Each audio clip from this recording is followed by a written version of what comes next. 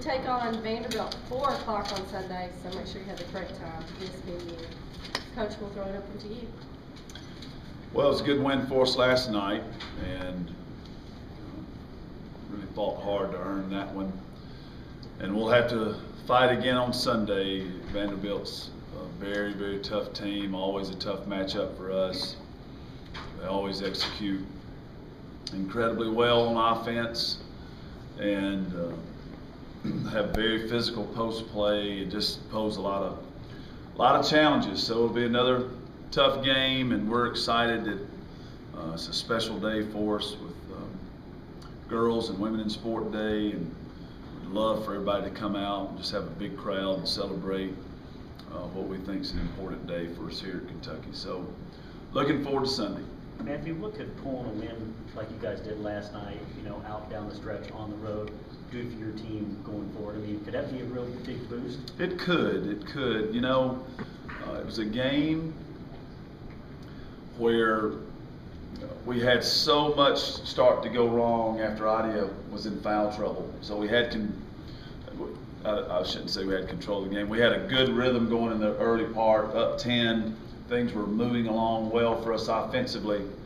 And when she went out, we really lost some rhythm offensively. Florida was tremendously prepared, and they executed their zone defense very, very well. So you have to credit them. It was tough to get points against them. But once it started going downhill for us, I just didn't know if we could get it back going. And so for them, in such a negative situation where so little is going right, to come back and win, and you could see the excitement in some of those young kids' eyes last night after the game. They were, sort of maybe a level of belief there that they can get some things done. So I think it could be, if we handle it right, we continue to practice well and get better every day, I think it could be a very significant victory. Vic said you could see some of the younger kids starting to kind of grow up almost before your eyes in the second half. Did you see that too? Or? Well, I tell you what, I saw some players that I had questioned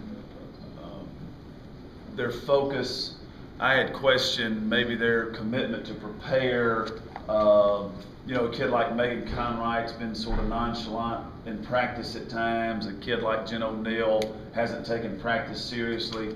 I thought both of those players at critical times wanted to win, and the way they were carrying themselves on the court in a very difficult time was very encouraging for me. So if that's maturity, if that's whatever that is, it was good, and we need to build on that. It doesn't need to be a one-time thing, and I think we need a victory like this that looked very unlikely for so long.